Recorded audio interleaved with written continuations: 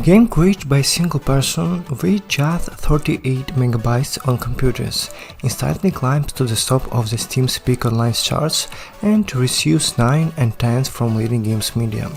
They're almost unconsciously calling in a new genre classic. What's so special about this animal wow? Interestingly, at first glance it may seem like nothing extraordinary. It all starts with a strange creature resembling either a droplet of a round bar, emerging from a flower and setting off to the run and jump through a location inhabited by various animals. These are squirrels that flee at our appearance, rabbits, beetles, giant herons and frogs, nervous dogs, and even flying cats. Who are all these animals? Where should we run?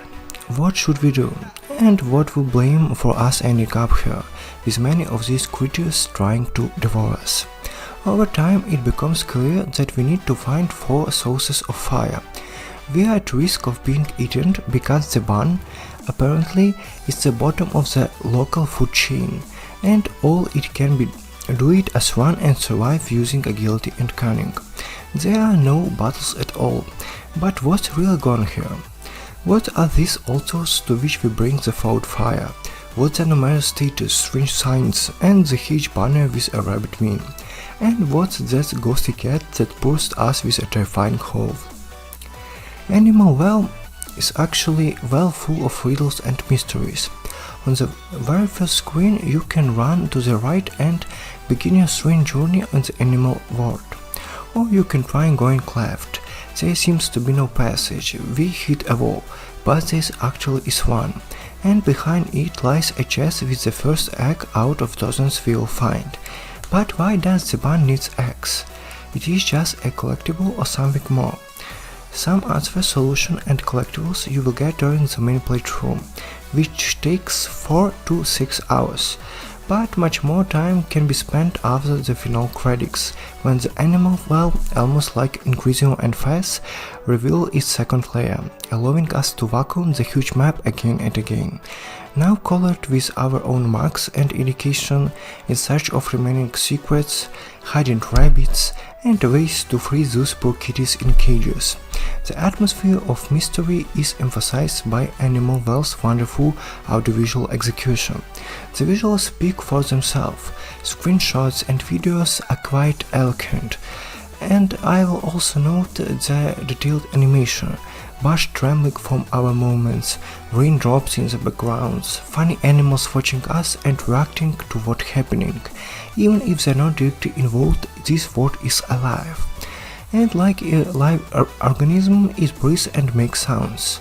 There's almost no music in the game, but all these frightening cries of crows and unexpected cuckoo calls piercing the silence, the howl of the ghost cat, the barking of dogs, and even the rustle of our barn running, combined with mysterious statues and other secrets, dark visuals and lively animation, these create a sense of presence of a magical but somewhat uncomfortable fairy tale. You are charmed by it, want to explore everything and look under every bush, but there's a constant feeling of anxiety and hidden dread. Well, okay, a skeptic might say it's stylish, full of riddles, but just another metroidvania of which there are plenty now. And again, they are wrong. It is a metroidvania, yes, but not just another one. In Animal Well, everything is focused on platformizing and puzzles, and in the sense it close to games like La Mulana and the same Fez. The puzzles are often interesting and non-trivial. Through the game we almost never move boxes to press down on pressure plates or jump somewhere.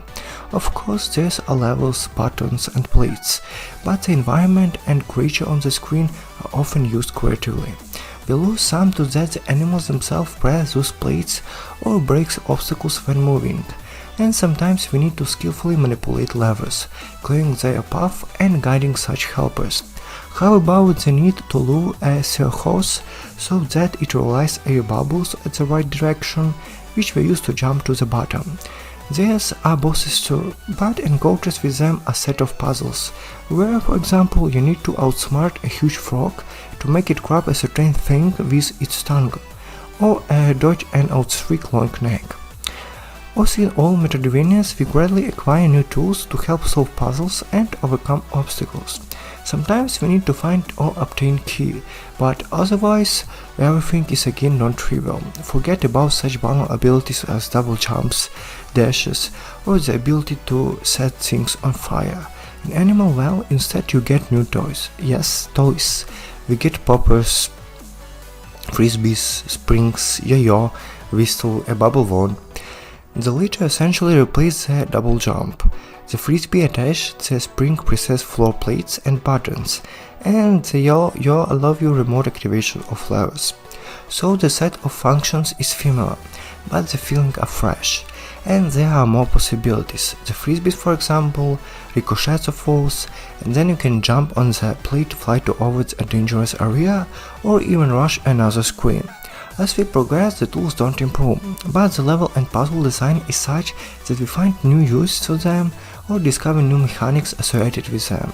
For instance, the frisbee also distracting dogs, and the whistle not only attracts creatures, but also eliminates the often inoperative darkness. That is, many tools have several used. Finding them and experimenting is one of the main pleasures in the game. And in general, the gameplay emphasizes freedom and non-linearity, allowing you to explore the huge map in any location.